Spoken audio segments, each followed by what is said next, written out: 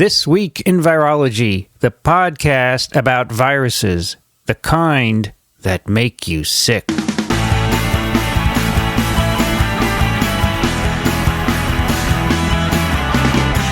You're listening to TWiV, This Week in Virology, the weekly discussion show all about viruses. I'm Vincent Racaniello, and this is episode 180. Today is Friday, April 20th, 2012. Joining me today from Western Massachusetts, Alan Dove. Good to be here. How's it going, Alan? Going well. It's gorgeous weather, and just having a good time. Here it's cloudy, man. Oh, we're supposed to get that this weekend, just in time for the weekend. But it's 24 Celsius, clear skies, beautiful day. It's a little warmer. It's 21 here in New York City. Yeah, it looks like the next few days it's going to rain, but we do need rain. It's a bit dry. Yeah. Up here in the Northeast. Also joining us today from the Southeast, North Central Florida, Rich Condit. Hi, fellas. How are you doing? Hey, Rich. I'm doing great. You consider yourself in the Southeast? This is called the Southeast, though there are those who say that in order to go south from Florida, you have to go north. In order to get south, you have to go north, because Florida's kind of not quite as south as some southern places. Right. Is it the southernmost part of the U.S.? There's a good question. I think probably down by Key West. Yes. Key West is the southernmost part of the continental United States. Right. Yes. Hawaii is the southern tip of the Big Island of Hawaii is the southernmost part of the entire U.S. It's more south than Florida, huh? Yes. Oh, cool. That's great. And the Keys are they're not considered continental? Oh, they are continental. Yeah. And then, of course, if you want to throw in territories, then we have Puerto Rico, right? Yeah. Right. It's like I put my foot in my mouth with Tyler a couple of weeks ago. I said, "What other foreign countries can you go to in the EIS?" Said, I think Puerto Rico is used to that. We're not a foreign country here. No. I just thought that you could go elsewhere, but you can follow outbreaks elsewhere, but you can't be stationed anywhere else. All right, this is the three of us. What's up? What's the weather in Florida? Thank you. I'm in there. It's partly cloudy, mostly blue skies, and 300.93 Kelvin. Cool. Okay. Which is 27.8 Celsius or 82 Fahrenheit. It's warm there. Yeah, it's very nice. All right. Summer's on its way. Are you sailing these days? Actually, I passed up a sailing trip this weekend because I want to chill. You want to chill? I just want to totally chill. You know, I live in Florida, right? And I'm running around all the time doing stuff. You think that right? Florida is equated with chilling? Well, for some people it is. They come here to chill. Yeah, I live true. here. It's time to chill. That's what I'm going to do. Well, in a couple of weeks, we'll bring our boat down to the shore, and it'll be ready to sail. All right. I'm looking forward to that and to getting a space back in my garage to put my car in. Terrific. Yeah. My boat is small enough it is suspended over my car in my garage. There you go. Yeah, this is a little too big for that. And I don't think the ceiling's high enough. I got to tell you something I started doing recently. I probably shouldn't take this diversion, but I started cutting my own grass again. Good plan. So when I moved to New Jersey in 1989, I cut it for a while, but then I stopped. I don't know what. We hired people, and I never liked the people who cut the grass. They never did a good job. And anything else, you got to do it yourself. We went through so many different people. When I was a kid, I used to cut my father's grass. I really liked it. I liked the smell. I liked being outside. So this year we said, we're going to cut our own grass. We bought a lawnmower, and I do it. I love it. There you go. I love it. It's not a lot. It takes an hour. I love the smell. I love, doing the lines, making sure you cover everything, alternating every week. It's just really a nerdy thing I got. You cut your grass, Alan? You don't have grass? Yeah. We do now for the first time in my adult life. We moved to the burbs and suddenly I had a lawn to take care of. I hadn't had that since I moved out of my parents' house. But yeah, I've always cut it myself. It just, a lot of my neighbors hire somebody, but I figure, go outside, walk around the yard for an hour. It's not that big nice. a deal. I highly recommend it. It's really soothing. And these guys who used to do it for us, if it were pouring, they'd come and cut it, and then they'd make big ruts in the lawn. It used to drive me crazy. So I really like this. I know I probably should hire people, but stimulate the economy, but I love doing it. Just thought I wanted to say that. All right. Let's start with Rich Condit today. He wants to follow up on nudie viruses. Yeah, I had some insights after our conversation last time that I don't know how insightful they are, but they were insightful for me. So, very quickly, let's remember this is the the polydnaviruses we were talking about in the last episode are viruses of parasitic wasps. So these are viruses that develop in the oviduct of an ovulating wasp and are laid along with the eggs and infect the cells of the parasitized host, and in the process suppress the immune response of the host. And they are elaborated in the wasp in a two-component system. One component is a bunch of basically wasp genes that have immunomodulatory properties that are amplified out of the genome at the time that the oviduct is developing eggs. The other component are genes that are in the wasp genome that are derived from an ancestral nudie that provide ultimately the capsid proteins and assembly properties to encapsulate these amplified immunomodulatory genes. So these two components, the immunomodulatory genes and the capsid protein genes, work together to make this gene delivery system. It doesn't actually replicate in the parasitized host. So the ancestral nudie, not a lot is known about nudie, but they're very similar to baculoviruses. And baculoviruses are sort of typical DNA-containing viruses. Double-stranded DNA replicate in the nucleus, and that basically has two phases of infection.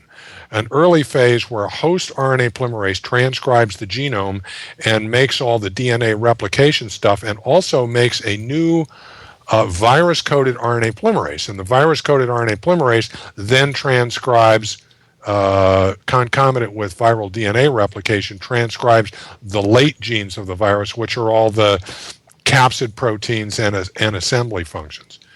Nudiviruses apparently can actually, as a normal part of their life cycle, integrate their genome into the host and establish a latent infection. And apparently, sometime over 100 million years ago, some nudivirus integrated its genome into a wasp genome, and over time just kind of forgot about the DNA replication functions. They were lost.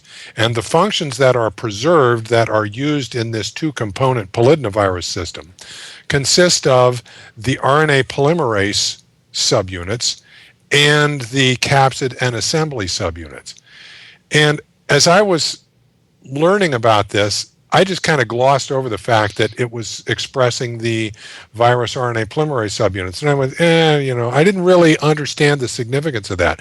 But it must be in the wasp genome, when all of this is happening, that the host polymerase, as it would in the virus, transcribes the ancestral nudivirus RNA polymerase genes, and in those cells makes the virus RNA polymerase, which must then go and transcribe all of the ancestral virus capsid structural proteins and assembly proteins. So I would imagine that if you looked at those viral genes integrated into the wasp, they would still have the viral transcriptional promoters that are activated by that virus. Evolutionarily, this is a wonderfully simple way to do this, rather than activating all of the assembly genes and that kind of stuff from the ancestral nudivirus by using having to put a new host promoter in front of each of them. All you have to do is preserve the viral RNA polymerase, activate that, and it turns the rest of the stuff on. So the viral genes would not be transcribed by host polymerase without modifying the promoter? That's my presumption. Okay. I would assume, I want to work on this thing, I presume that if you go in there and have a really close look at the ancestral nudibvirus genes that are in the genome and look at their transcription, you would find out that their transcription, at least the capsid genes and assembly genes, the bulk of the genes, their transcription is controlled still by the nudibvirus RNA polymerase. And that thing is activated by a cellular RNA polymerase, which now there must have been some modification to that so that that's activated at the appropriate time during oviduct development in the wasp. There must be some hormonal regulation of the transcription of the ancestral nudibvirus RNA polymerase genes. Right, but that's a lot easier to do than inserting promoters, host promoters in front of all of the viral genes. Bingo. Just take what was already there. You've now got the wasp essentially has a single switch it can turn on, and it gets these capsids that it can use to package its DNA and send them into its host. Exactly. In the meantime, evolutionarily, we've forgotten about the nudibvirus DNA replication because somehow evolutionarily it makes more sense to have the wasp amplify the wasp genes that are the immunomodulatory genes. So that's the other component. But they're obviously hormonally regulated, so they happen at the same time. So you get the immunomodulatory genes amplified and circularized, and you get the encapsidation genes amplified, and they all come together and make these gene delivery particles in the oviduct of the wasp. Right. Okay. Well, the wasp immunomodulatory genes are going to be, they're targeting an insect, and so they're going to be built out of insect genes, and that's the shortest route to do that. Bingo. And those are going to be regulated by insect promoters in the wasp. Right. And the DNA issue, you integrate your DNA, you just use the host machinery and the ORIs that are there, so you don't have to modify anything to replicate the wasp, the viral DNA that's integrated, right? Now, I think this virus is not really following its own evolutionary plan anymore. Anyway, no, yeah, that's right. It's part of the wasp. It's been co-opted by the wasp. It has been assimilated. It has been assimilated. Okay, so now there's one more thing before we leave this for now. Anyway, there is. The polydnavirus that I've been talking about is called Brachovirus, right? Mm-hmm. There's another one that's called Ignovirus that is in a different family of wasps and has a different capsid, and the immunomodulatory genes that are amplified are different, and they don't even know what the ancestral virus is. So all of that suggests that this whole thing has evolved twice. Mm-hmm. If you can get your head around that. At least. Which I think I commented to that effect. How many other times has this happened? Yeah. Right. So there's a possible example of it. Right. The biology is essentially the same of these two different polydnaviruses, but all the genetics looks and smells like they are two independent derivations of the same thing. But it's too bad that we didn't talk about those on the last episode, because then we could have titled it Ich bin ein Virus. Ooh, right. That's a good one. There you go. Another German title. Yeah. In the virus. At any rate, this thing just boggles the mind. So there you go. I just had to do that. What did you say in biology? Nothing happens just once. Is that right?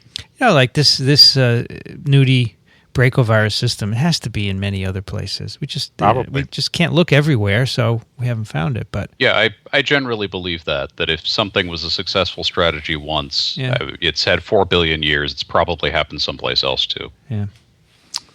All right, that's good. Thank you for the clarification. Sure. Well, thanks for the opportunity. Whenever to do that. Whenever this is it's like teaching. If you the best part of teaching, the best format for teaching is if you're giving multiple lectures. All right, instead of this one in, one out thing. So if you forget something next time, or have an idea, you can do it next time. Yeah, I do that a lot. I say, before we start, let me tell you what I forgot to tell you last time.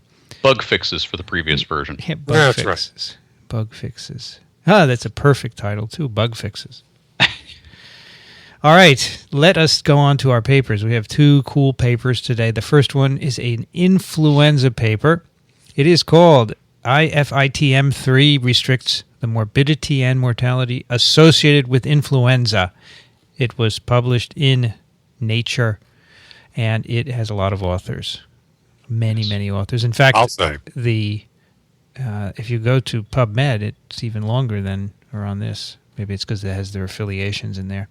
Well, there's authorships in here that say the yes. Census investigators and the Mosaic investigators. So if you list all them, it's going to get longer. Yeah, so in the PubMed reference, it has all of them. So it's huge. It takes up a full page. Anyway, if everyone remembers, not too long ago, we did a paper in which mutations that make children more susceptible to herpes simplex encephalitis were identified. And these were in innate immune genes like the toll-like receptors and their signaling proteins. This is sort of along the same lines, and we're going to be seeing more of this. Actually, I have another paper in the queue for a different virus which does much the same thing. When people get really sick from a virus infection as opposed to a mild infection, what's different about them? And now we can look at that. If anything. Yeah, if anything. And we can sequence genomes and find out.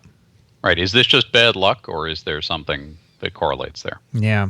So sometimes it will be bad luck. Yeah. But if you look at enough cases, you can find And a lot of the something. time it'll be co-infections. Right. Which was another paper we did. Right. With co-infections with measles and LCMV virus. You get a totally different disease. How can you remember all this stuff, Vincent? You know, I even do the shows, and I can't remember any of this stuff.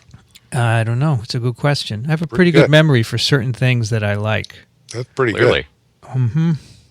And other things I just can't remember. But, yeah, there are patterns that you look at. So this protein, IFIT-M3, is an interferon-stimulated gene, or ISG. And it was identified a while ago as being important for regulating the replication of a number of viruses, in addition to influenza virus. All right. So when cells are infected with viruses, they make interferon because the infection is sensed, and the interferon then induces a lot of other proteins, about 1,000 or more. And one of them is this IFIT-M3, which restricts flu and dengue, I think, influenza, VSV, and a few other viruses. So what they have done in this paper is to ask whether this influences pathogenesis, both in a mouse model and eventually in people. So they have mice lacking the gene encoding IFIT-M3, knockout mice. They infect these mice with influenza virus, and these mice get really sick. Right. It's a low pathogenicity strain of flu. And they use a mouse-adapted H3N2 virus and an H1N1 2009 pandemic strain. So in normal mice, these don't replicate extensively. They're of low pathogenicity. But in these knockout mice, it wipes them out. Kills them. Kills them. Yeah. They lose weight. They grow. They make a lot of virus in them. And they don't respond to interferon. If you give interferon to these mice first before infecting or at the same time of infecting, it doesn't protect them, whereas a wild-type mice would be and more the pathology, it totals their lungs. Yeah, They've got pathology these gross is, pathology slides. Yeah, so there's a lot of pathology. So there's a lot of experiment with virus yields, with weight loss. Weight loss is one of the things you measure for infecting mice with flu, so they lose weight. They make more virus, as I said. The lung pathology is interesting. They say it looks a lot like the pathology that you get if you infect mice or primates with the 1918 H1N1 virus. Mm-hmm. So you get a lot of infiltration. The virus goes deep into the lung as opposed to, normally it's restricted to trachea or bronchioles, influenza infection. Yeah, there's this good image here where they stain basically for virus in the lungs, and it's very dramatic that the virus has infected a lot more tissues in the... It's a much broader infection in terms of the number of cells, the tissues that are infected in the lungs in the knockout mice relative to the wild-type mouse. Figures. Yeah, the wild-type, you've got a blip here, a blip there. The knockout is just everywhere. Right. So there's a lot of cellular infiltration, which means immune cells are coming into the lung much more than the wild-type mice. There's apoptosis, programmed cell death, much more extensively. There are differences in the cells, the immune cells that are in the lungs of these knockout mice. There's a lot of neutrophils, just certain kind of blood cell that is associated with having severe lung injury from flu. There are a lot of cytokines induced, much more so than in wild-type mice. So overall, there's a much more highly pathogenic infection. So it's a little weird to me. Mm-hmm. I mean, I have trouble trying to figure out the logic of more cells and more cytokines. It's like the first line of interferon defense has failed. Right. And so the mouse is responding with inflammation. Right, exactly. And a second line of defense that ordinarily wouldn't be necessary. Is that? Yes, I think that's because this protein would be induced and it would be restricting replication, but it's not, right? Right. So the virus is going wild and the host is moving into subsequent lines of defense. Exactly. Right. And it could very well be that probably a lot of the pathology and maybe the illness that you see is a result of that immune response. Sure. It's there is more virus in the lungs, mm-hmm. so it's it's spread wider, true. Yeah, so there's going to be some real damage. It's a combination of the two. All right, so what else are we looking at here? So a lot of viral replication, enhanced inflammatory response, and those two things together probably are responsible for the increased lethality in these knockout mice. Right. So this shows pretty clearly, I think, that the IFITM3, whatever we're going to call this. IFITM3. I like that. First of all, they need to come up with a better name for that. But that this gene normally provides a really powerful check on viral replication. You get rid of this gene and you give this normally mild virus to the mice and all hell breaks loose. Right. So then the next thing is you look in people and you say, are there mutations in this gene in people, and is that associated with severe flu? Yep. So, we have about 1,000 human genomes sequenced now. And so they went and looked at that, and they found, let's see, how many people did they look at? 53. 53 had changes. 53 hospitalized. 53 people who had been hospitalized with flu, that's right. And they compared it to this European 1,000 genomes, that's which right. is one or both of the consortia that are in the title. So the control group is just ordinary folks, and then the experimental group is these 53 people who were hospitalized with severe flu. Right. And they see a mutation, essentially, which would end up resulting in a deletion of the first 21 amino acids of the protein. Right. Which has been shown by others to be important for the function, the antiviral function of the protein. And it's actually I couldn't fully understand this part A of figure 4. It was a little obscure to me, but they do say apparently it's a single base mutation that affects a splice site. Right. So this messenger RNA is misspliced. Right. And the bottom line is theoretically they haven't actually proven this, but theoretically based on that splice site mutation you would generate a protein that has an N-terminal truncation of 21 amino acids. Right. And in the 1,000 genome sample, 0.3% of so you could say probably about 0.3% of the general population has this mutation. Right. Yeah, so they say it's been positively selected for in Africa in particular, right? In human populations. So it's funny that it's being selected for, right? It must have some other. Yeah, there's got to be something else that effect. This does. Right. They get some lymphoblastoid cell lines from these individuals with the mutations, and they infect them with influenza, and they show that they are more susceptible to influenza. And they found, we should probably mention the statistics on the hospitalized patients, right? Yep. Go ahead. It's in 0.3% of the general population. I guess I should have said the other half of that. In the hospitalized patients, 5.7% of them have this mutation. And I can tell that that's different. Yeah, so that's you don't need a statistician to say there's something up with that. Yeah. Right. So the patient population, the hospitalized patients, that population is enriched for this mutation. Right. So that suggests it's correlative, mm-hmm. Yes. but it suggests that one reason you might land in the hospital with a severe influenza infection is because you've got this mutation in this gene. It's only 5% of the people, so there's a lot of other reasons that you might get a severe infection as well. Yeah, right. But so that looks like this is one. Yeah, 94.3% of the people who got hospitalized with flu didn't have this mutation, so that's not the explanation for them. But maybe for that 5.7%, this was either a contributor or major factor, and again, it's correlative, so you can't really stretch too far beyond that. Man, it'd be really interesting to take a thorough history on all those people. This is what the Genome Project is about, right? That's right. Yeah. Because you're going to have a whole bunch of people's genomes and their health records, right? Mm-hmm. So that you can look at these people and say, well, what other kind of problems do they have? Gattaca, here we come. Yeah. So if you have this mutation, and if you have a truncated IFIT M3, what's your chance of having a serious influenza infection? Good question. I mean, greater than normal. It's greater than normal, but it's not 100% probably, right? I hope not. Because your immune system is redundant, right? On the other hand, the individuals with herpes simplex encephalitis, they had that mutation. So it's the same idea. There are other ways to get encephalitis. It's never only one protein.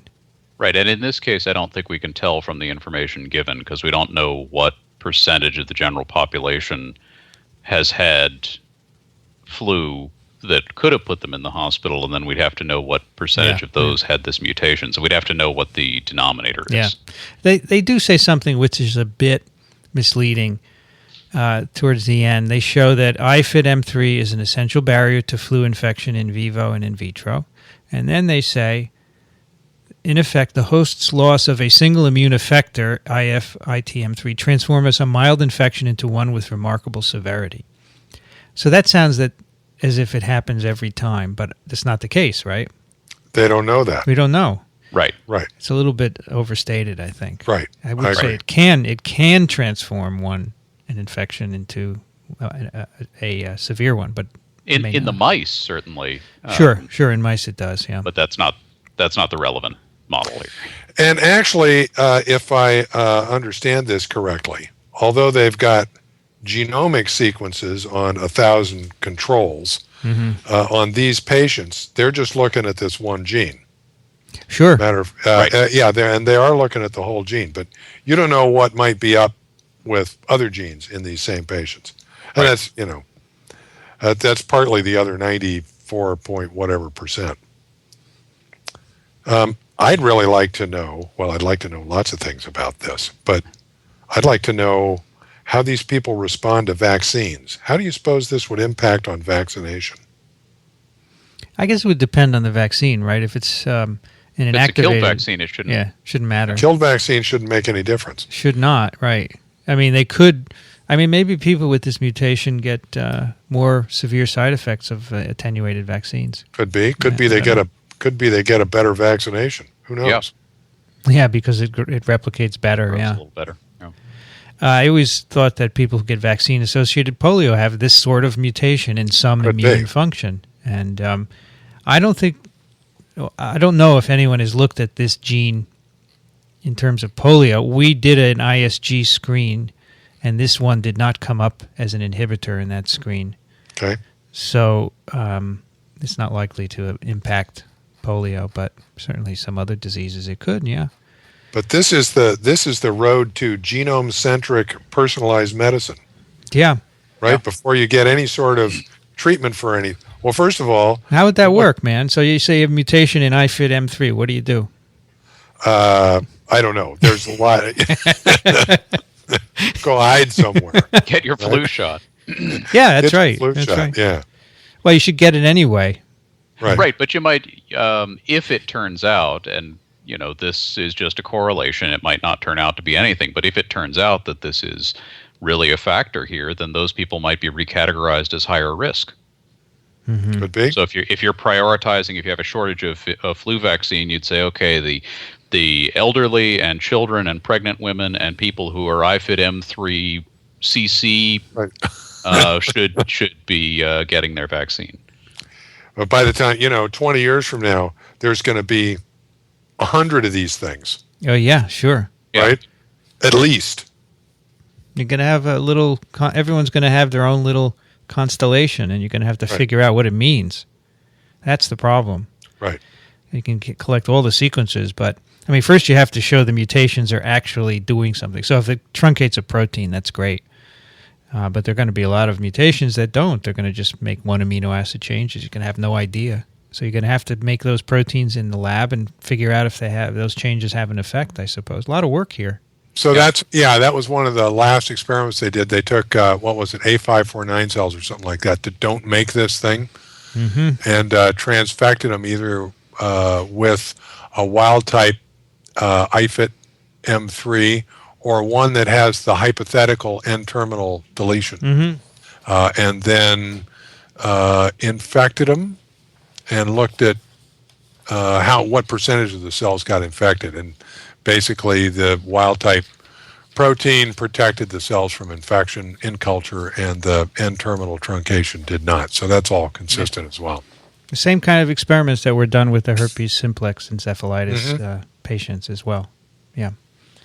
So anyway, I thought it was neat because another example of a susceptibility gene, basically, of some sort. And there are going to be a lot more. And it shows the power of all of the genome sequencing. I remember, when the genome first came out, there were cynics who said, "What are we going to do with this information? Who cares?" Sure. Right? But I think it's becoming more and more obvious that the genome sequencing is going to be valuable. I think for infectious diseases, it's quite clear. In other cases, it's harder to have the sequence tell you about other non-infectious diseases is just more difficult, especially cancers as well. Yeah, and we're going to need a ton of sequence and a lot of health record data to back it up, and it's going to be a statistician's nightmare. An a bioinformatician, epidemiology, statistician nightmare. But that's okay. That's employment. Yeah, but it really strikes me that a lot of this, we already have a ton of sequence data, and we have a ton of health information about a lot of the people who've been sequenced. And where we are now is we have this mountain of data that nobody really knows how to interpret. Right. So I think that's it. And neuroscience kind of has this problem too. What does this reading on a functional MRI really mean? So do you remember the movie The Graduate? Yes. Dustin Hoffman, where at his graduation party, the guy leans over and whispers in his ear, plastics. Yes. Well, now it would be bioinformatics. You got it. Going to need a lot of hard drives. Yeah. All right, there's one thing we're leaving out here. You guys have... The weather? Yeah. We got that. Yeah, we got that. What does IFIT M3 do? Right? We want to know that. Right? They don't even mention it in this paper. It's interesting. Yeah, I don't think anybody knows, do they? Well, there's some hints that it interferes with endocytosis. Huh. Okay. So viruses use endocytosis to get into cells. Some flu certainly does. And so this would interfere with it. So the cell is making something to muck up endocytosis with the idea of getting rid of whatever has stimulated the innate system. Is that not similar to the herpes resistance locus that we talked about? Was that not an endocytosis thing as well? That was a toll-like receptor and signaling pathway thing, so it was more upstream. Okay. It was before interferon is made. But it makes sense also. All right. So, neat. Cool. Yeah. Okay. Our next paper has to do with Hepatitis C Virus. And this is a paper published in PNAS. I just saw it this week. It was brought to my attention, in fact, by one of the authors, who his name is Rohit. Let me read his letter.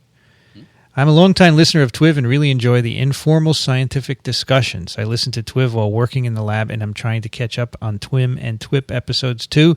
I have been dilly-dallying on the idea of writing to you for a while now, as the paper that I am suggesting is, in a way, self-promotion. However, I thought you may find this study interesting, as it presents a very interesting example of a virus, HCV, using a liver-specific microRNA miR122 to protect its genome from 5' exonuclease-mediated degradation. The paper not only describes a novel way used by an important human virus to slow down the rate of viral RNA decay, but also adds a novel mechanism of action to the repertoire of mechanism of action of cellular microRNAs. Usually, microRNAs downregulate expression of target genes by decreasing translation and or enhancing the rate of degradation. However, HCV has devised ways to use miR-122 to both increase its translation, protect its genome from 5' exonuclease-mediated degradation, and potentially prevent detection of 5' triphosphate-containing viral genomes by the cellular immune response. I enjoy all three podcasts and look forward to many more episodes of them. Thanks for keeping me up to speed on some of the interesting developments in virology and microbiology, as well as fascinating discussions on parasites. So Rohit was an author on this paper, Stabilization of Hep C Virus RNA by an AGO2 miR-122 complex, and that was from, let's see, one is University of North Carolina. Okay, so he was at the University of North Carolina, probably in Stan Lemon's lab. Mm-hmm. He was the PI on this paper, and he is now at Mount Sinai, where he's a postdoc, and I bet he is in the Garcia Sastre lab. But I could be wrong. Let us know, Rohit. Anyway, I am a big fan of miR-122 and Hep C. I don't know if we have ever talked about this on TWiV, have we? I'm not You're sure. asking the wrong guys. Yeah, right. You guys don't remember. You're the guy. If you don't remember it, then probably not. But this, it smells pretty familiar. I think we may have talked about this before somewhere. I always talk about this in my virology classes. So we have talked about microRNAs, right? That's for sure. MicroRNAs are small, non-coding RNAs that are regulatory. They regulate eukaryotic gene expression. They can be made in the cell or by viruses. And the way they work is they bind to a target, usually in the 3' non-coding region, and the RNA then either gets degraded or the translation is inhibited. And there's a little bit of controversy on what mechanism or both, degradation or inhibiting translation. The thing that I find cool is that there is a liver-specific microRNA, miR-122, found some time ago to be required by hepatitis C virus for replicating in liver cells. I know I'm familiar with this, so I feel like we might have done it on TWiV before, but maybe we did it. Maybe I heard it in a journal club or something like that. At any rate. So the virus requires this microRNA. Usually the microRNAs inhibit viral replication or shut down gene expression. Here, the virus has evolved to require it. If you take it away, the virus doesn't replicate. And this is actually the basis of some therapy because it's a liver-specific microRNA, so they have designed complementary locked nucleic acids, they're called, that will hybridize to it and block its function. And these are in phase 2, I think. Someone found a phase 2 clinical trial where this is being tested, right? Right. Yes. Yeah, I dug that up. This is a company called Santaris. Phase 2 data of miravirsen. That's the name of the complementary sequence. So this is basically a nucleic acid that is modified chemically to be really stable. It binds miR-122 and blocks virus. It lowers virus loads. And this was previously looked at in chimpanzees also, and it really brings down viral loads. It's quite amazing. Yeah. Now, the miR-122 in the cell is involved in cholesterol metabolism. So as far as I can tell, there's no adverse effects of inhibiting miR-122. Which surprised the heck out of me. Yeah. Because this is, as they say in this PNAS paper, this is...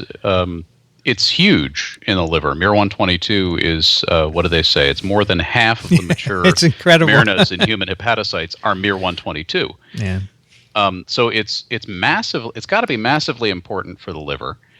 And I saw that this inhibitor was a Hep C drug, and I thought, well, how's that going to work? But it's in phase 2, and people are apparently tolerating it, and it's reducing RNA. It's reducing HCV replication, and it's not killing anybody.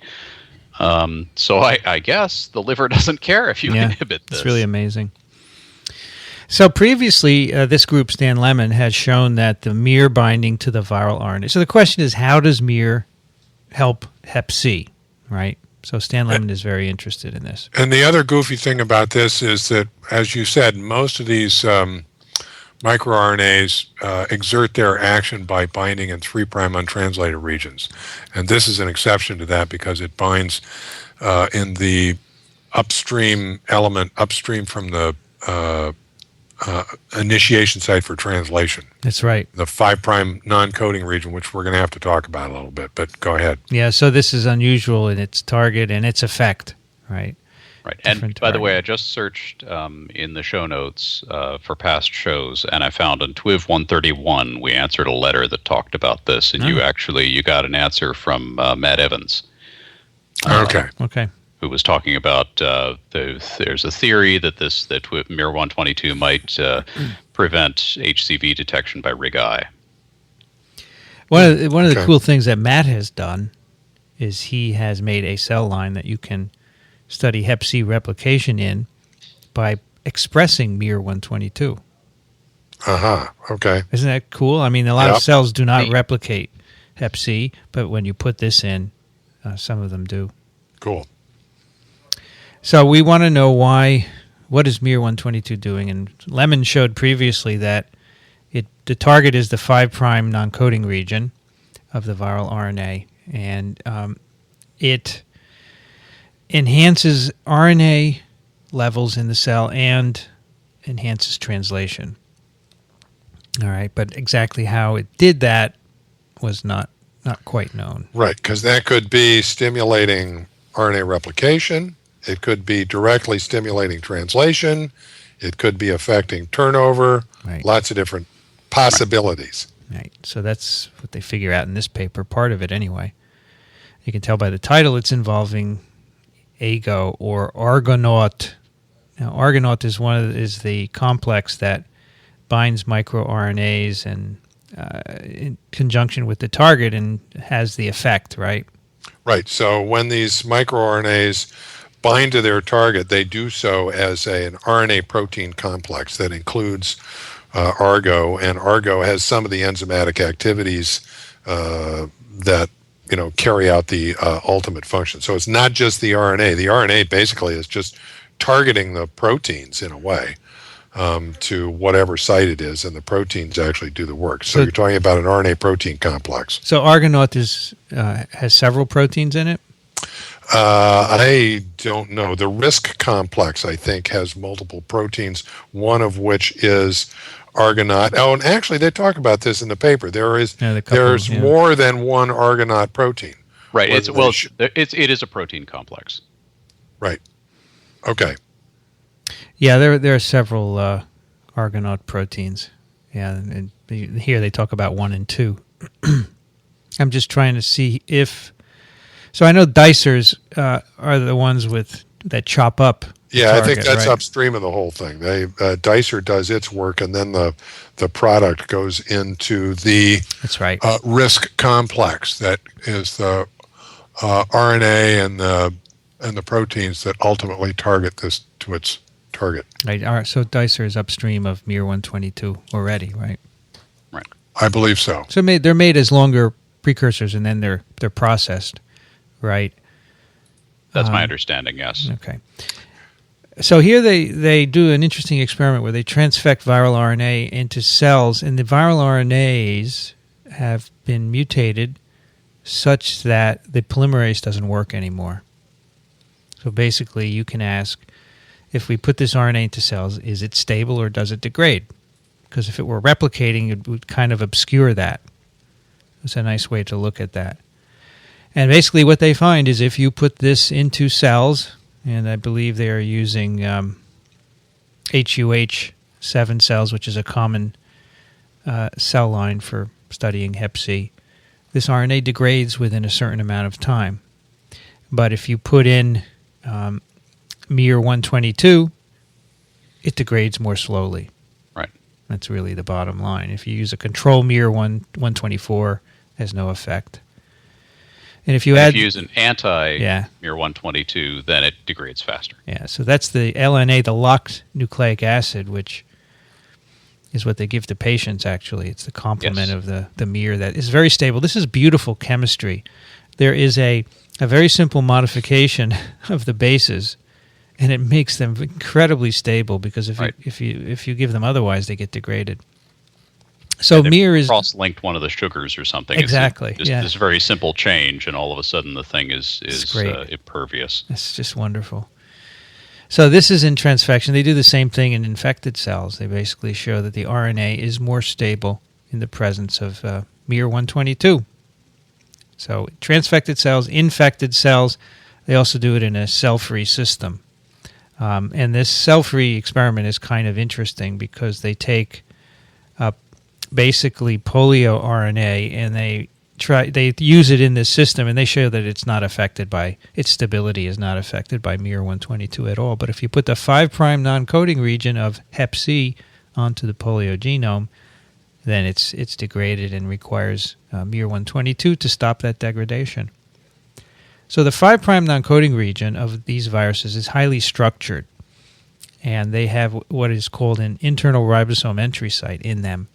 So let's go over that. This is a positive sense single-stranded RNA virus. So when these viruses infect the cell, either polio or Hep C, because they have similar strategies, you're basically putting a messenger RNA in the cell. Yep. And the first thing that happens is it's translated. Right. These, in fact, come into the cells. These RNAs come in all by themselves. They don't have to bring in any polymerases because they're just translated. Now, they're a little different from most of the host messenger RNAs because they don't have the usual 5' methyl cap. Yeah. On them. Yeah, polio, of course, has a protein called VPG, and Hep C just has a 5' phosphate, which is really, really naked. Anyway, but they're both translated very well because they have this highly structured thing called an iris, which attracts ribosomes, and it doesn't require a cap. So a cap is normally needed to bring ribosomes to the 5' end of messages, but this iris brings the ribosome. You guys know, by the way, what color an iris is? Mine are kind of greenish brown. You got that, Rich. I'm glad. Actually, RNA messenger RNA is red, and DNA is black, and ribosomal RNA is green. So what would an iris be? That would be red because it's part of the messenger RNA. Eckhard Wimmer used to say it was blue. And he'd show a picture of an iris, the plant. That's an acronym for internal ribosome entry site. Yeah. For those who are not up to speed on this. Iris. It's a good name. And people use irises in all kinds of experiments. If you want to express two proteins from a single mRNA, you put them together with an iris in between, and they can both be translated. This was another good historical example of breaking the dogma. Yeah. Because, the dogma for the longest time was that on eukaryotic messenger RNAs, any given messenger RNA only translated one protein because you had to start at the cap and then scan to the first AUG and then translate. You wouldn't be able to, as you can in bacteria, independently transcribe another gene downstream. But then this was actually discovered in viruses. Yeah. Right, that there was this iris because the polio viruses didn't have a cap. Yep. And they figured that out. Now it turns out, in fact, that there are cellular genes that have irises, and you can translate. You can have multicistronic RNAs if you use an iris for the downstream genes. Yep. Right, and to find all those downstream genes that had these in place, they had to do an iris audit. Very good. All right. Now, it is known that if you make a few mutations in the site where miR-122 binds in the 5' UTR, you abolish its effect on the virus replication. And here they show that it's the stability conferred by miR-122 is abolished if you introduce these mutations into the viral genome. So that correlates the binding with the stability. They also make a mutation in the Hep C iris that severely abolishes translation because they want to know if translation has anything to do with this stability. And they see it doesn't. It's still, the miR-122 works perfectly well to stabilize the RNA, even if it cannot be translated. Right. What I really like about this experiment where they mess up the miR target in the 5' untranslated region and show that now the RNA is destabilized, they also then make a microRNA, a modified miR-122, with a compensating mutation in it that would match the mutated sequence. And now when they transfect that in with the RNA is stable. That sort of compensatory mutation thing, type of experiment, to me is the most compelling in the end. It's really great stuff. Because that really tells you the mechanism we think is at work really is. Right. Now they get into the Argonaut story.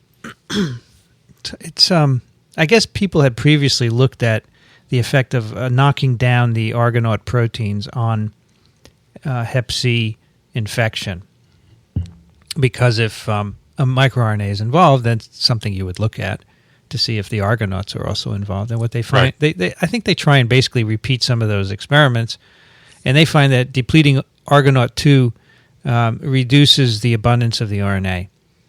So this gives them a clue. In other words, it goes away. It's unstable if you take away Argonaut 2 in the presence of miR-122.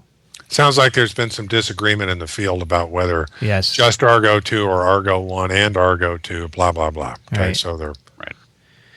So they want to know if miR-122 binds Hep C RNA together with Argonaut 2. And so what they do is they put the viral RNA into cells, and then they make an extract, and then they immunoprecipitate with antibodies to Argonaut 2, and then they look for viral RNA, and they find it by PCR. By PCR. This is a complex experiment. And they find that, in fact, if you immunoprecipitate Argonaut 2, you get viral RNA enriched in them. Let me just mention something here. This is a kind of a pet peeve. So what they say is, to determine whether miR binds as a complex with Argonaut 2, we lysed MEFs after electroporating with Hep C RNA and used RT-PCR to interrogate Argonaut 2 immunoprecipitates.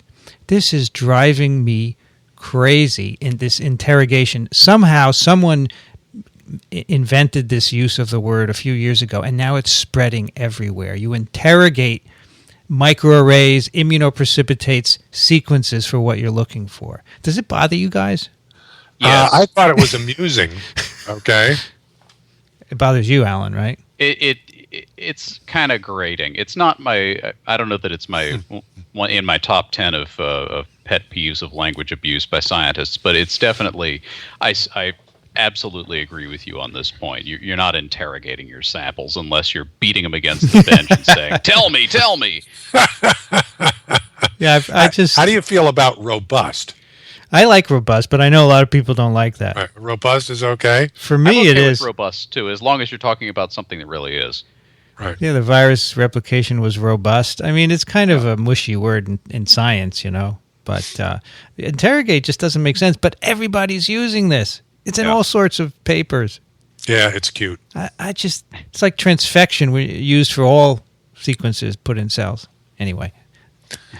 So here again, they do this thing where if they transfect wild type or the miR binding site mutant RNA along with the regular miR, then the miR only shows up in the Argo complex with the wild type RNA, right? And not the mutant RNA. If they do the same thing but transfect with a mutant RNA, then the mutant miR only shows up with the mutant RNA. Once again, consistent with this notion that there's a target site specificity between the target RNA and the miR, which is cool. Right. Yeah. So they then look in Argonaut null mouse fibroblasts. So these are cells made from mice that have the Argonaut 2 gene knocked out, and they show that, as you might expect, there's no stabilization of Hep C RNA by miR-122 in those cells, or it's reduced. Then they ask whether it has anything to do with the fact that there's no 5' cap on the Hep C RNA.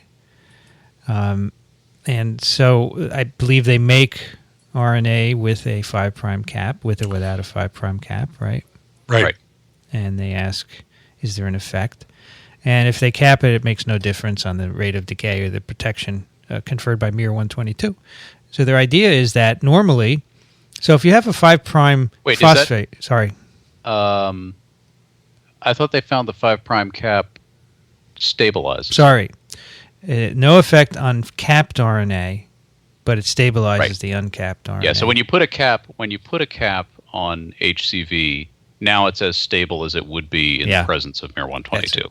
Right, because a cap doesn't make any difference anymore. Yeah, a cap stabilizes RNAs. Right, they put it functionally substitutes functionally substitutes for miR 122. Right. Yeah, so that's the effect of a cap. It stabilizes your RNA, and since Hep C doesn't have one, it's got to be different. It somehow evolved to utilize this AGO2 miR 122 system, which is pretty cool. And to use it in a way that we didn't think miRs operated normally. Yeah. Because they're supposed to be inhibitory or degradation factors, and Hep C seems to be using it as a preservation factor. Yeah, yeah. Which makes me wonder, are there, I would assume that there are probably going to be cellular RNAs that use miRs the same way. Yeah. Absolutely. Yeah, that's what the fellow said in his letter, that this may be a new mechanism for how miRs work. And this is probably only the tip of the iceberg. There's going to be another dozen funky things that miRs do. Yeah. Yeah. So this whole rabbit hole of miRs turns out to be possibly twice as deep as we thought it was. Right. Yep. And Alice will be in there. Yep. This is very cool. And then you can go interrogate her. Yeah, we'll interrogate Alice. Yes. Well, we could ask her questions, right? Yes. But we can't interrogate immunoprecipitates. No. So there you go. That's probably how the miR enhances viral replication. It stabilizes the RNA, right? Now, wait a minute. Don't you talk to your experiments? Do you hold a tube up and tell it, to behave itself? Yeah, or talk to your cells? That's true, but it doesn't give you the results. You got to get those on your own. I don't know. Okay. Yeah, I mean, I swore at plenty of samples time in the lab. That's par for the course, but that's not really the way you write it up. Okay. These days, I swear at my computer. Mm-mm. I'm just doing what it does. No, Rich, I'm writing this chapter this morning, trying to get it done, and twice I go to paste something in and Word just freezes.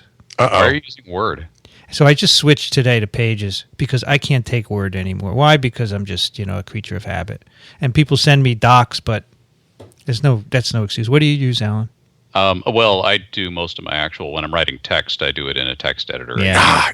Alan is hardcore. You probably use some Emacs thing, right? Yeah, I do. I use Emacs, but when I need to interact with the doc wielding world, I use Pages. Yeah, I said screw it. I went to Pages, but I'm going to have to export as a Word to send to the editor eventually. Yeah, and that actually, I can tell you that works seamlessly. Yeah. Not only will it decrypt all the weird formats that Microsoft has used over the years, it'll actually export something that people in the Word and PC world can use. Yeah. So I was cursing at my computer because I wanted to get this done, and it would just freeze from pasting a paragraph. Come on. That's why they call it a cursor. Yeah, that's great. This is a good episode. Okay, let's do some emails.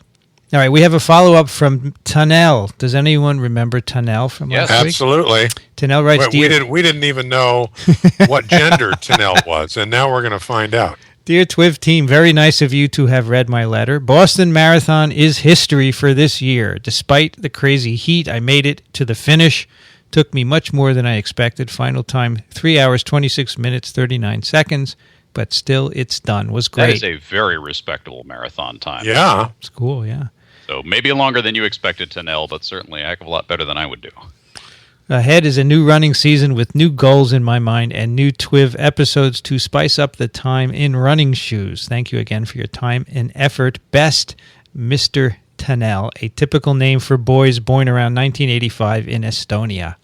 So that solves that mystery. Yes. Thank you, Tunnel. And congratulations on a great run. Yes. All right. Alan. William writes, Dear TWiV doctors, I stumbled upon your webcast this morning, and as an aspiring virologist, I'm looking forward to going through the archives. I particularly enjoyed this episode because I work for Dr. Kathy Hanley at NMSU doing research into dengue virus mosquito interactions, and my eventual career goal after I get my PhD is with the Public Health Service.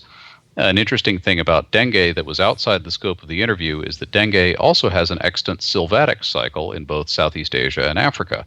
This is important because it could serve as a model system for other as-yet unemerged zoonotic viruses, as well as currently emerging viruses, chikungunya being an excellent example. Furthermore, it's a potential complication should an effective tetravalent vaccine be approved for use, as these sylvatic viruses are entirely capable of spilling over into humans and have the same epidemic potential. It'll be an interesting year for arboviruses with the early onset of the mosquito season across much of the country, along with the presence of dengue in the Keys as well as West Nile. Keep up the good work, and William, he just said where he is, New Mexico State. P.S. I'm not ashamed that I carry principles of virology around with me on a daily basis. Yes. All right, you're in good company.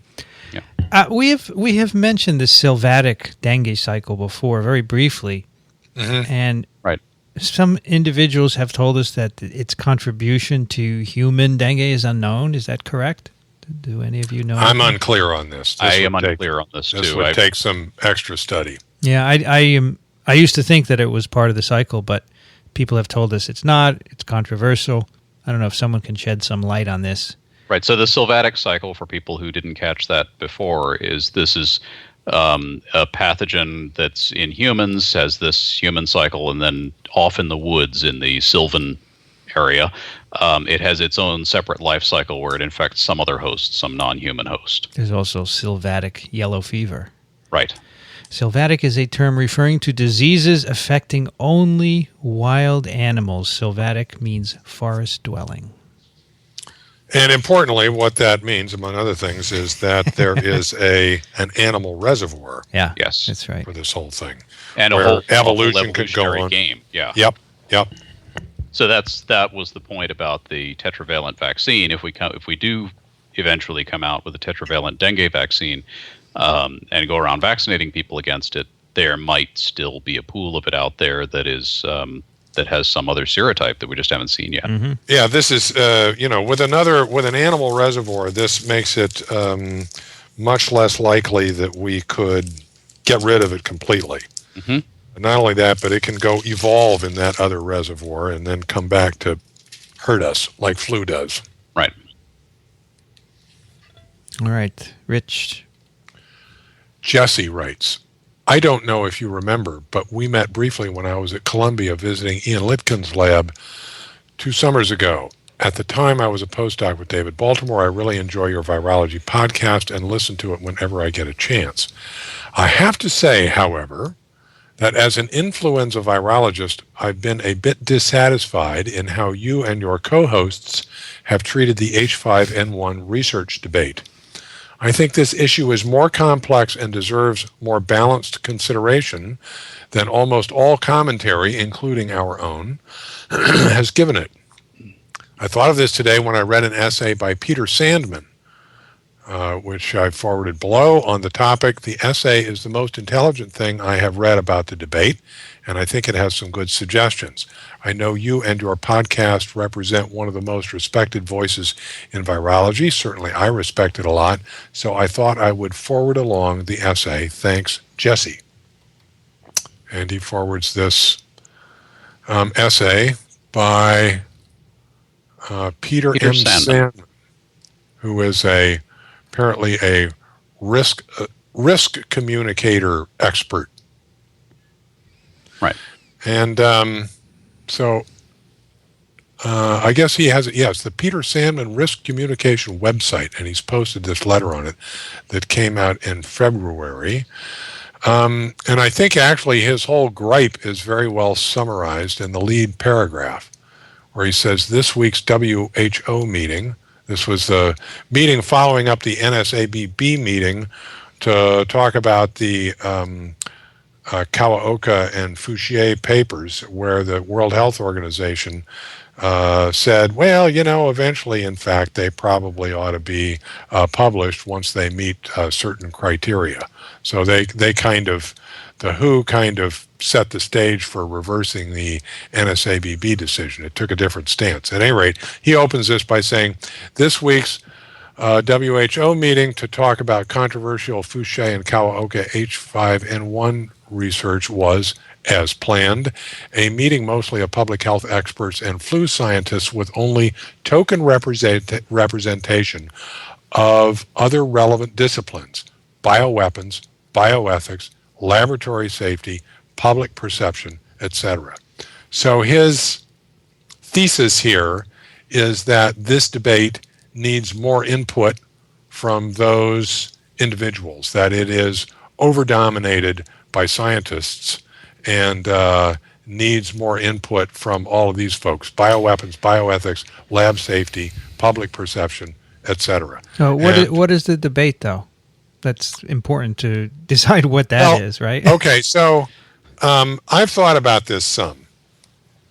The whole, one of the things that's happened in this, well, the debate is whether or not to publish these experiments. Okay, right. I think that's the crux of the debate.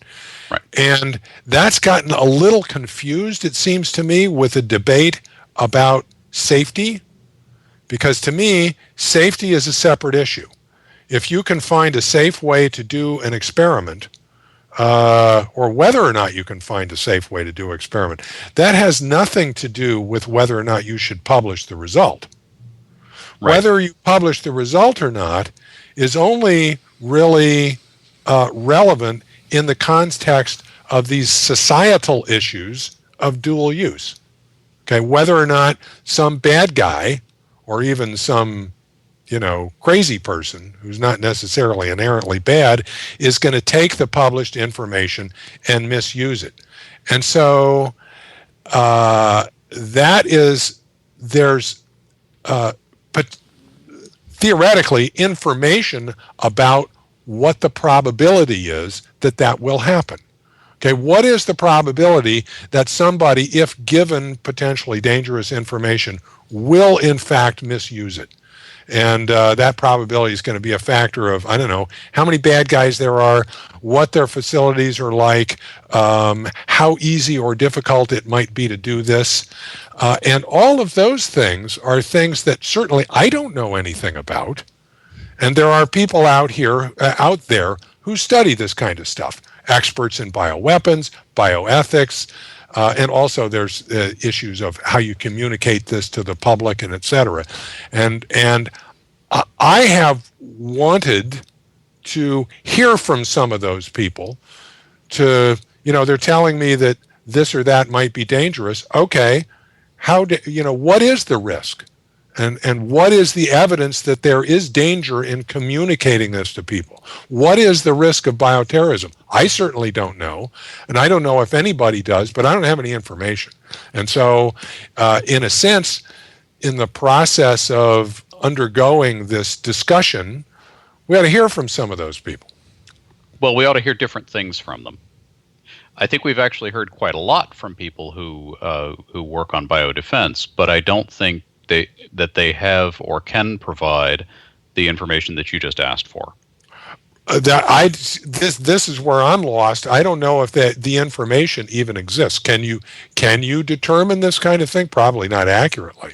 I don't know. I mean, the best you can do is look at historical examples, and if you look at the historical examples, my assessment is that this has been blown completely out of proportion. Mm-hmm.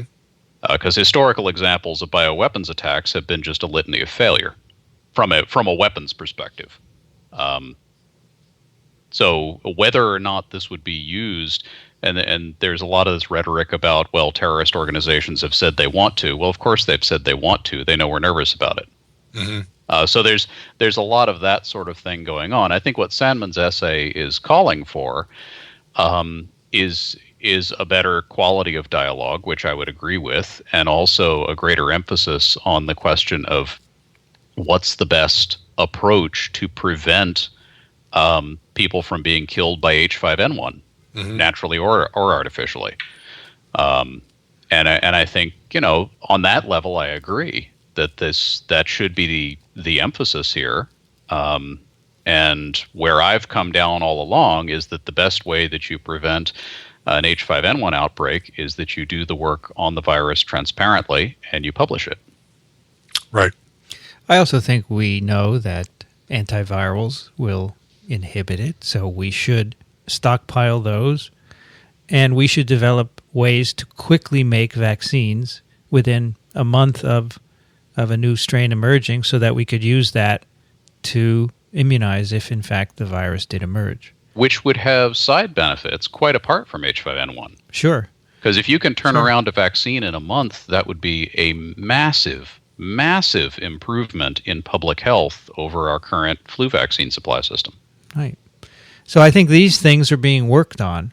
Yes. We know what to do. I don't think it really needs to be discussed beyond that. I think the publication issue, well, in my view, the publication issue is you publish everything. If you want to have a dialogue about that, I don't see why, as you said, Alan, you have to have all these other individuals involved, as he suggests. One of the things he points out, which may be true, is that he says both sides have sounded more like advocates than scientists. And it's true, but my feeling was this was something, the threat of not publishing was very bad in my view, and I think it required very strong advocacy on the scientists' part to combat different illusions. I understand. I think the reason it came out as advocacy on both sides is because one side started it as advocacy by making a completely radical suggestion. He makes an interesting point here, however, that is probably worth listening to, and that is that, he uses the word science and arrogance in the same sentence. Okay, yeah. So when you get really worked up about this, you can say, "Look, it's all about the science. We know about the science. Just let us go do our science and leave us alone." Okay, right. And there's a danger in that of dismissing the public's concern about this kind of stuff and coming off as arrogant. Right. And that can be dangerous. So, in communicating this stuff, we have to be careful about that. And that's, of course, the other side goes in the opposite direction. Sure. Right. I mean, everybody has to be careful of this, not just us. And one of the things he says here that all sorts of lab accidents happen, and this is why scientists can't be trusted. And we've heard others say the same, but I don't see evidence for horrible outcome lab accidents occurring, and I've been in this field for a long time. Right. Yeah, and I would certainly agree with the idea that, scientists coming out and saying, trust us, we're scientists, is the wrong approach, and that's not a view that I would endorse. I think but I see where he's coming from. Some of the public rhetoric on this was almost along those lines from both sides. Yeah. And I know a lot of the discussion from the NSABB's side was things like, well, we've heard confidential briefings about how bad this is, and you haven't. Well, that's not the way to conduct this discussion. If you can't talk about it, then I don't think we can talk about it. So he says here, it's if there's a threat here to scientific autonomy, it's not coming from the NSABB. It's coming from the arrogant, scientifically dishonest, risk-insensitive way some scientists are responding to the NSABB recommendations. All right. I mean, I disagree with that. I would disagree with that statement. Go ahead, Alan. Yeah, the threat is very much coming from the idea of censoring science based on nebulous security concerns. Because where do you stop? Exactly. And in my blog, in one of my blog posts about this, I pointed out, would it be okay for the Minerals Management Service to suppress publication of a study about fracking? And that may seem like a ridiculous example, but if you think about it, you have a government-associated committee here that has essentially suppressed publication or recommended suppression of publication of a paper. And where do you draw the line? Once you start down this road of, okay, we can censor research that even though it was done in a non-classified environment, I think you've started down a very, very dangerous path, far more dangerous than this virus that was allegedly constructed. I don't think we're scientifically dishonest. I think Peter Palese and we on TWiV have tried to be as honest as possible as how we perceive the science and the risk. We are not risk insensitive at all. Maybe, Peter, you haven't listened to TWiV, but I think we're being fair. We were advocating, as we have said, but certainly not scientifically dishonest. Just as an example here, he says, now we know it's possible for H5N1 to mutate into a strain that is both deadly and efficiently transmissible among ferrets, and probably, therefore, among humans. No. Absolutely not. That's the point. And Peter is not a scientist, but I suppose he's making assumptions that he feels are correct, but this is just wrong. He says, and the rest of his argument in the next few paragraphs flows from that assumption. Exactly. He also mentions that H1N1 in 1977 came from a lab accident, which has never been proven. So I don't think you can use that as an argument. Anyway, so there are some good points to this. I think you should read it, and I think some of the points about one-sided advocacy are well taken. There should be more of a dialogue. But I still feel that the stance of publishing is correct, and I still feel that the use of this as a bioweapon has been overblown. And I feel that what we are doing to prepare is entirely adequate for an H5N1 pandemic.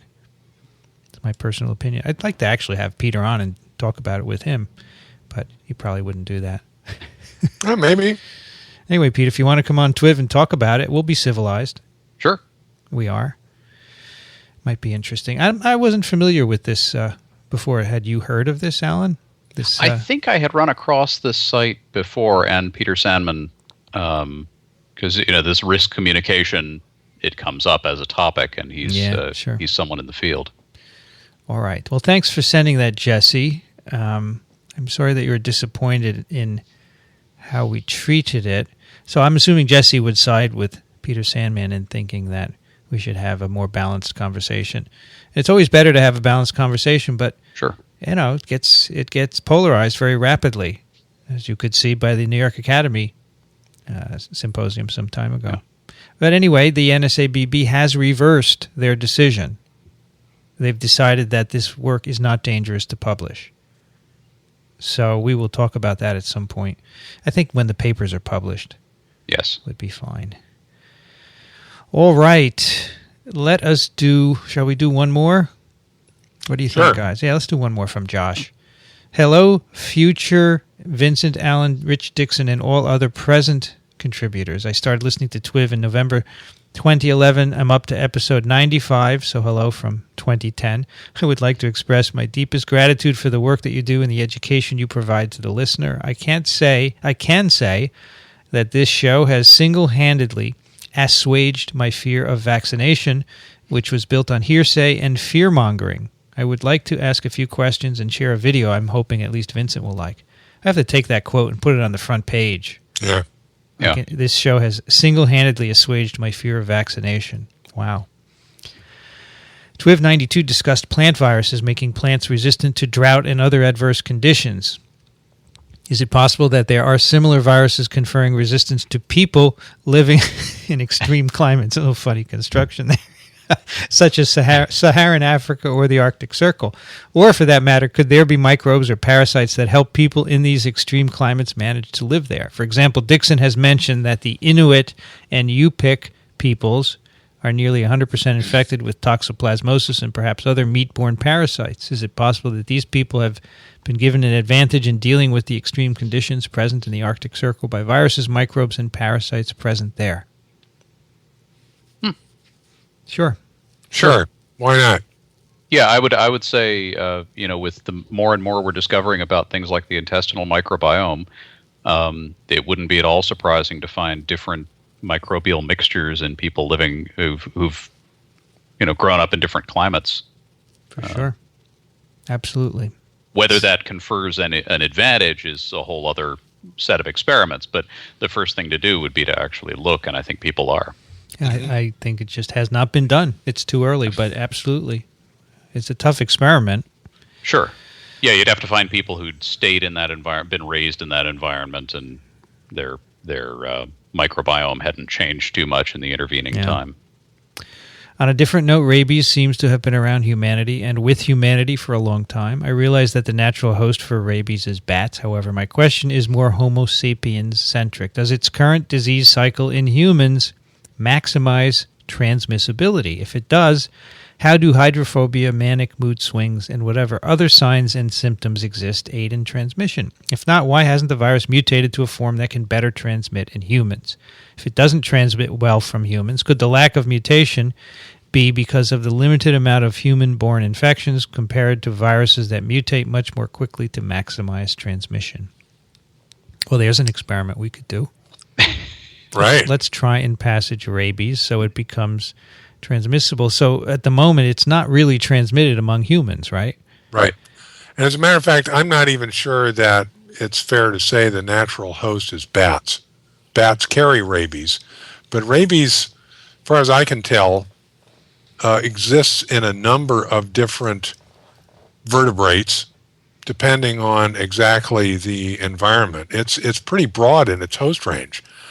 Dogs, skunks, foxes, cats, whatever, and a lot of it depends on kind of what the dominant species is in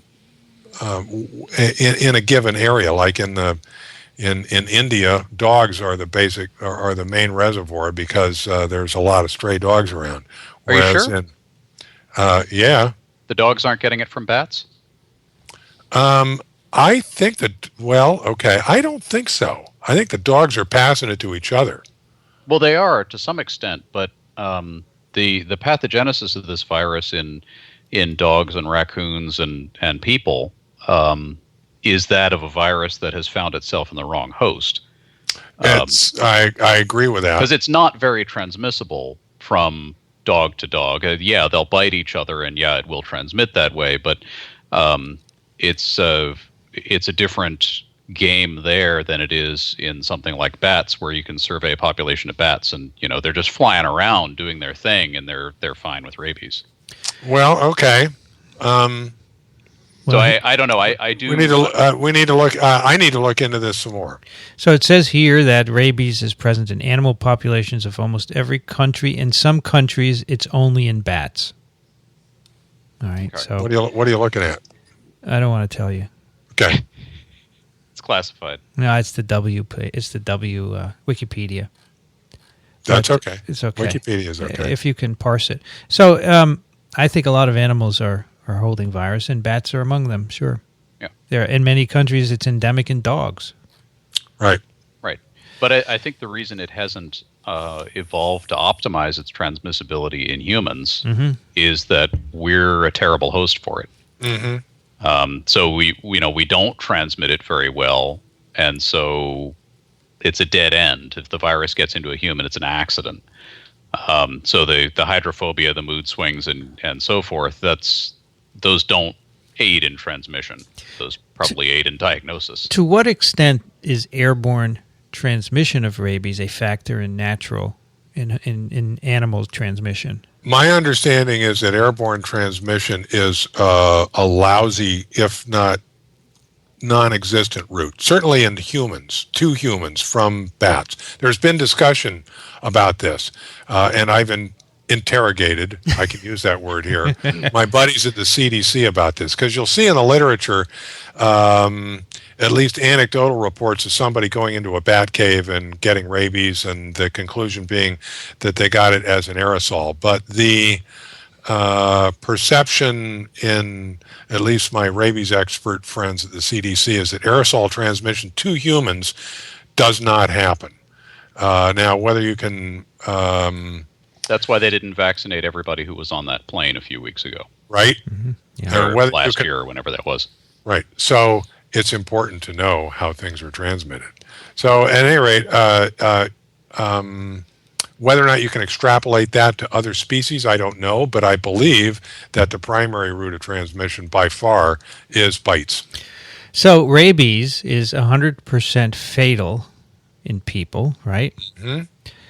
Well, 99.9999, whatever. It is in animals in every country. So it doesn't transmit among people.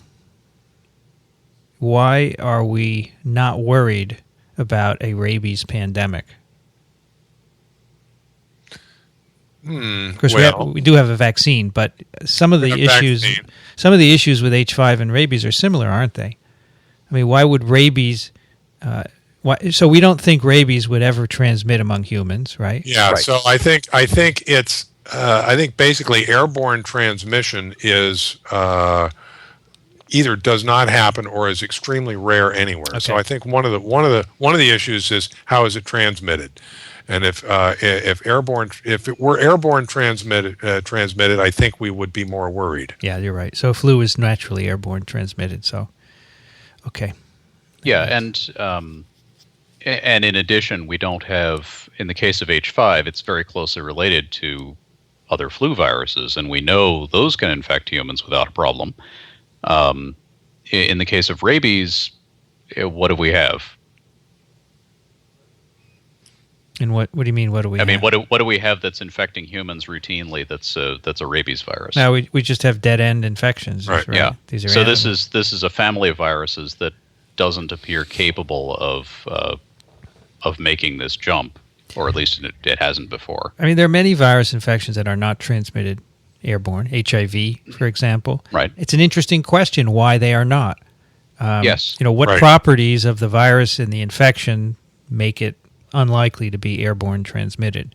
Right, and that's one of the things that is being investigated with all this H5N1 stuff. What is it actually that makes it airborne transmitted?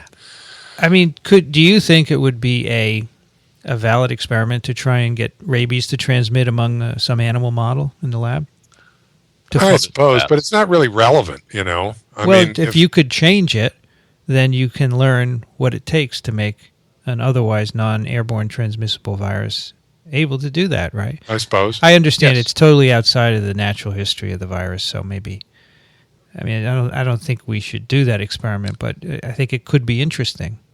Yeah, I think it makes more sense in a situation like flu, where sure, yeah, sometimes it is, sometimes it isn't, and so you can look at that. Yeah.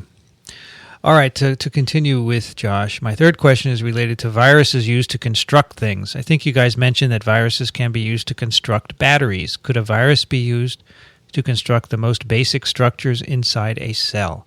As an experiment, would it be possible to create any, if even the simplest structures that make up a cell using viruses as the building agent? I realize this idea leads to a were viruses the root of the tree type of argument, but frankly, I'm not as interested in that question.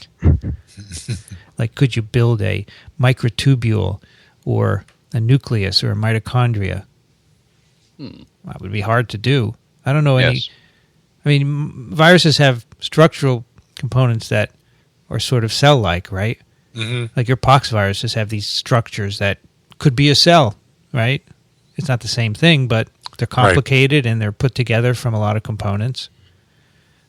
Well, there's a lot of trading back and forth between viruses and cells. So yeah, as you say, there's processes and structures that are very similar that evolved from each other one way or the other. The virus got it from the cells or the other way around. So yeah, a lot of the structures in the cell, you couldn't really make them from viruses, but you could make parts of them from viral components. Sure. So I don't see why not. I think experimentally it would be hard, but there are a lot of links. Sure. Yeah, one of the things that I think of is vesicular transport inside cells. Mm-hmm.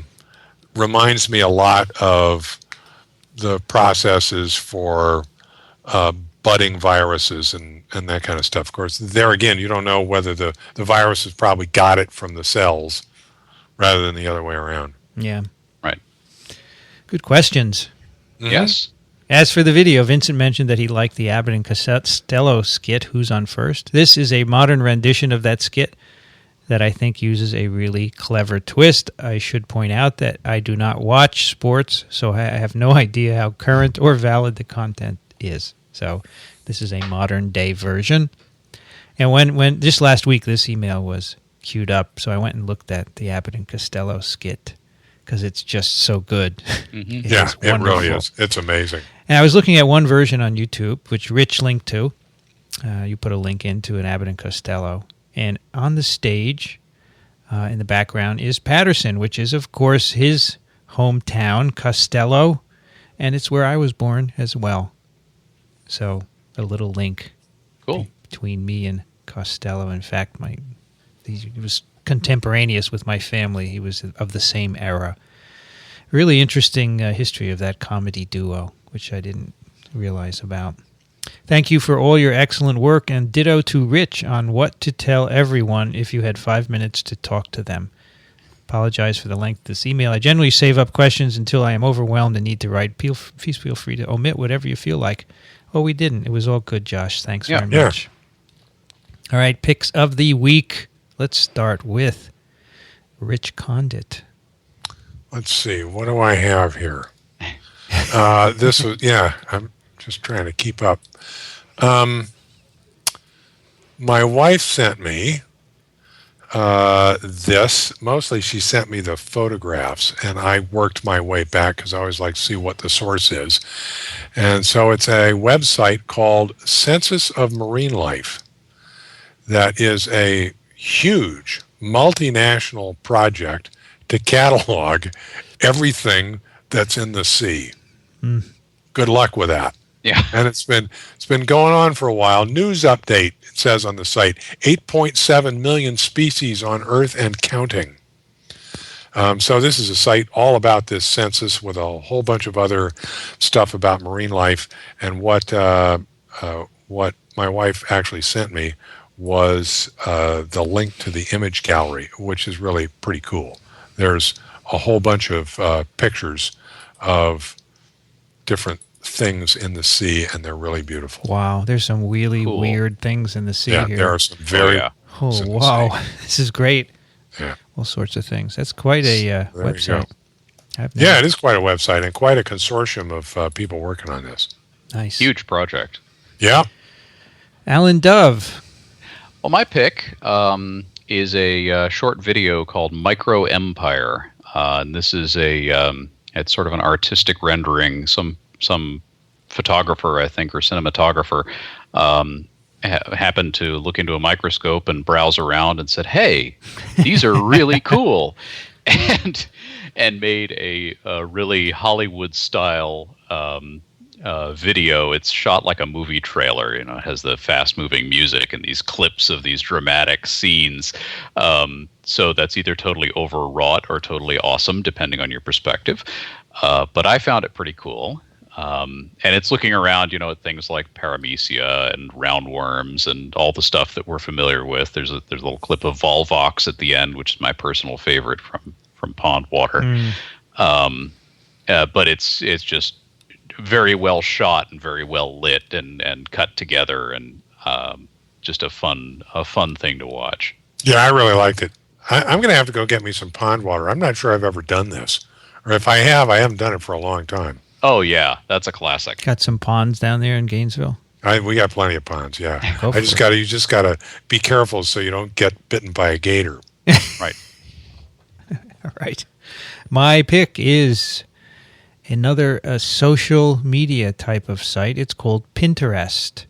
So this is a site for sharing images that you find online. So you find an image, you have a browser bookmarklet on your bar, and you just click and you pin it, and it goes to your page, and you can have different categories. I set up a category called viruses. Whenever I come across a virus picture, I pin it, it goes there, and you can share this just like everything else. People follow you, and you can follow others. But I end up looking at so many virus pictures every day that I figured I would try this.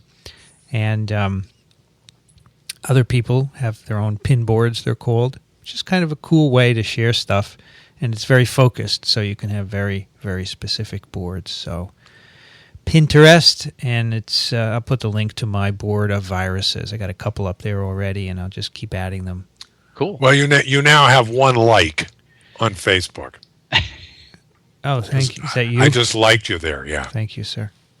It's cool. It's pretty cool. It's a nice idea, and it always links back to the original page, so they're not stealing anything. They aggregate all the images here, but if you click on any particular one, it will bring you to the original page. And I think there's some debate about whether it's stealing, but it's, they actually offer a way of making non-pinnable any images you don't want pinned. But if you click on the image, any of the images, it will bring you back to the original source. Page. So it's really just a link. So I don't know. I think it's a good idea to be able to collect things like that. So, and then I always find images, and how do you do? You could store the link. That's kind of unwieldy, but this way it's always findable. So check that out. Pinterest. It's pretty cool. And that will do it. We have a listener pick. This is from Mark. Here is an amazing TEDucation video about the microscopic ecosystem of the oceans. We seem to have marine Maritime or theme. aquatic biology on the brain in our picks here. The huge number of bacteriophage per mil of ocean water is an often cited statistic. Million viruses per milliliter. I wonder what kind of viruses infect these guys. This video is great. Yeah, it's very cool. It's really good. Cheers. Thanks for that, Mark. That will do it for TWiV 180. That's a nice number, isn't it? Mm-hmm. Yes. It's halfway around the globe. In 20 more episodes, we're going to have to do something really spectacular, aren't we? I don't know. Some people are asking me, what are you going to do for 200? But in my view, 100 was really the big one. It's going to be pretty hard to upstage at 100. Yeah. When's 200 going to happen? I think we all ought to get together and have dinner. That's what we ought to do. Oh, we should do a live video of all of us together. That would be cool. But 20 episodes is going to happen in 20 weeks, right? Yeah. Sometime this fall. I guess that's right. So, yeah, we'll figure something out. 180. It's cool. Yeah. You can find TWiV at iTunes, the Zune Marketplace, microbeworld.org, or twiv.tv, which is our website. If you like it and you're new, go over to iTunes and leave a comment or give us a rating. That helps us to stay visible and get more listeners, which is what we want to teach the world about viruses. We do have an app for your iPhone or Android device. It's at microbeworld.org/app, and it is not in danger of being acquired by Facebook anytime soon, from what I've heard. Wouldn't it be nice if Facebook bought the Microbe World app for $1 billion? Yeah. Wow. But it's not going to happen. Nope. No. We're talking about Instapaper? No, what is it called? Instagram. A year-old company with 12 employees and one iPhone app. Amazing. Yep. Anyway, we'd love to get your questions and comments. Send them to TWiV at twiv.tv. Rich Condit is at the University of Florida, Gainesville. Thanks for joining us, Rich. Quite welcome. Anytime. I love it. I know it's hard to pull you out of the lab, but we do appreciate your expertise. Actually, when I'm working on a scope, this is a confocal microscope, the image scans take a long time. Yeah. So I take my computer over there and cram for TWiV. All right. That's what I was doing last night, cramming for TWiV while I'm collecting data. Good. There you go. Love it. It's all good.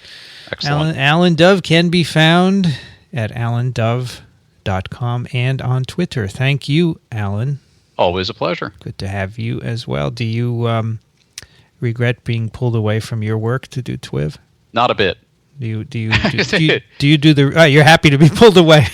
Yeah, it's a nice block every Friday. I know I've got an hour and a half. I can do TWiV. That's just awesome. Well, we love having everybody here. It's really great. We like that everyone listens as well. We appreciate it. I can be found at my blog, which is virology.ws, and everything that I do, all the podcasting and writing can be found there as well. You have been listening to This Week in Virology. Thanks for joining us. We will be back next week. Another TWiV is viral.